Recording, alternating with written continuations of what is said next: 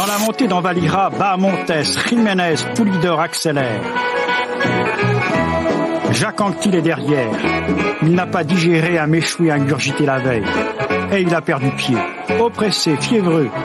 Il est lâché dès le début de la montée. Bahamontes et Pulider conjuguent leurs efforts pour précipiter sa perte. Et Anquetil atteint difficilement le sommet. En haut d'Envalira, il y a des nuages. Il y a une tempête qui arrive. On aurait dit la fin du monde. Et là, j'ai un sursaut, j'en peux plus. Je vais vers Jacques, je dis, non, de là, Jacques. Mais tant qu'à mourir, va mourir en tête, mais pas devant la voiture balai. Et alors là, il se marre. Et alors là, il me rigole au nez, et il me dit, t'as raison. Ça, c'était le paradoxe de Jacques. On n'a pas quitté les premières places, emmené par les Banesto depuis plus d'une heure. Patrick. Oui, Jean-Paul. 3 minutes 10 de retard sur les 3 hommes de tête pour Bonnat, 3 minutes 20 pour Rondon et 3 minutes 30 donc pour le peloton maillot jaune. Donc 3-10 sur Bonnat, 3-20 sur Rondon, 3-30 sur le peloton maillot jaune.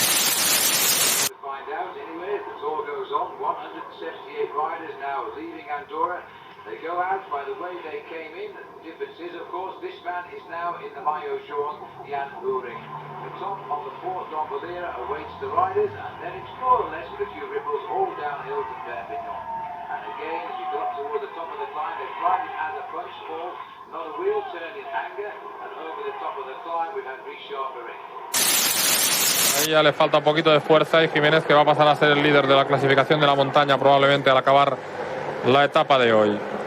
Bueno, pues vamos a ver, aunque ya de verdad, como dice Pedro, ya no es muy importante lo que vaya a perder Beloki ahí. Línea de meta, el ataque de Aitor González, que ha vuelto a poner en problemas a Igor y a Manolo Beltrán, pero inmenso Isidro Nozal ha llegado para cazar, frenar y permitir que entrara Igor. El ataque de Rasmussen, que vuelve a mover el árbol, se lleva a Eras, pero también a Isidro Nozal. El cántabro, que tan solo ha tenido un día de flaqueza en el primero de Pirineos.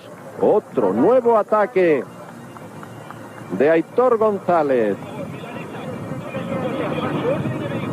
Se había quedado cortado Aitor González después de la caída de Chema del Olmo, pero ha recuperado y conforme llegaba al grupo ha vuelto a saltar en un grupo que ya se había reunificado en cabeza. Ahí están estos de delante, los dos iban esto, Piepoli, Unai, Alejandro Valverde. Ya 1 kilómetro, el que ya había perdido contacto era Igor González de Galdeano. Entra vencedor en meta Alejandro Valverde, segundo Darío Frigo, tercero Unai Osa. Cortado Nozal, pero le ha robado 7 segundos en la línea de meta Roberto Eras, el bejarano, le ha rebañado 17 segundos más a Igor, que ha entrato con Pertanto Cadel Evans ha 1 minuto di vantaggio in questo momento sul gruppo di Rinaldo Nocentini e di tutti i migliori della classifica generale. Questa è la situazione in vetta al Port d'Envalira.